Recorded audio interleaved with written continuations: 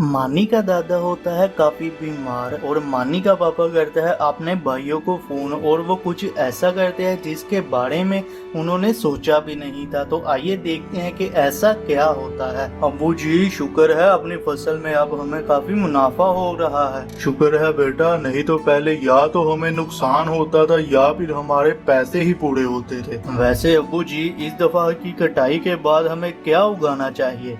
बेटा देख लो, जो तुम्हें अच्छा लगता है वही उगा लेना।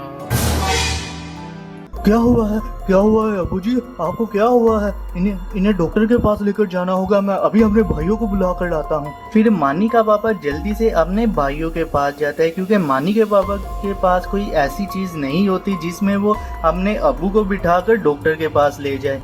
तो आइए देखते हैं कि वो दोनों आकर क्या करते हैं। अबू जी आप टेंशन ना ले, वो दोनों अभी आ रहे होंगे, फिर हम आपको अस्पताल लेकर चलते हैं। फिर दोनों भाई भी आ जाते हैं। भाई मोटरसाइकिल किधर है? आप वैसे ही आ गए हैं। मोटरसाइकिल को क्या करना है? क्या मतलब है मोटरसाइकिल को क्या करना है? अबू की इतनी तबीयत खराब है, उन्हें अस्पताल लेकर जाना है। अस्पताल लेकर जाने की कोई जरूरत नहीं, ये मरता है तो मर जाए, हमें कोई फर्क नहीं पड़ता। हम तो इसलिए आए हैं कि ये जायदाद हमारे नाम हो जाए।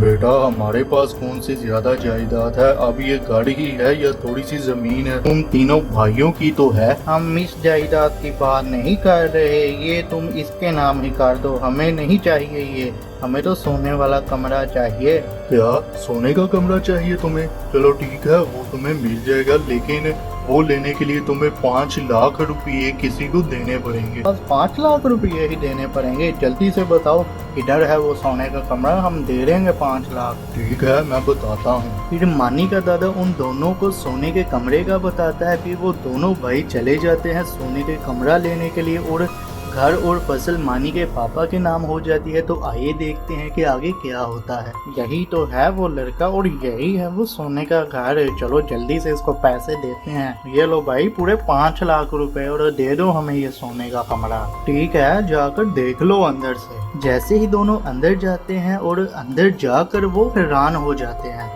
ओ भाई ये कौन सा सोने का कमरा है? अंदर तो कोई सोने की चीज ही नहीं है। साहब अंदर भाई सोने वाली चीजें ही तो है, चाहे आप बेड पर सो चाहे आप जमीन पर सो, सब सोने की तो है चीजें। अच्छा तो ये था सोने का कमरा और जो हमने 5 लाख रुपये दिए हैं वो तुम्हें किस बात के दिए हैं? फिर भाई वो तो तुम्हारे अबू ने मुझसे उधार लिए थे। इस तरह से दोनों भाई लालच में आकर अपने बाप की भी परवाह नहीं करते और अपना नुकसान करवा बैठते हैं।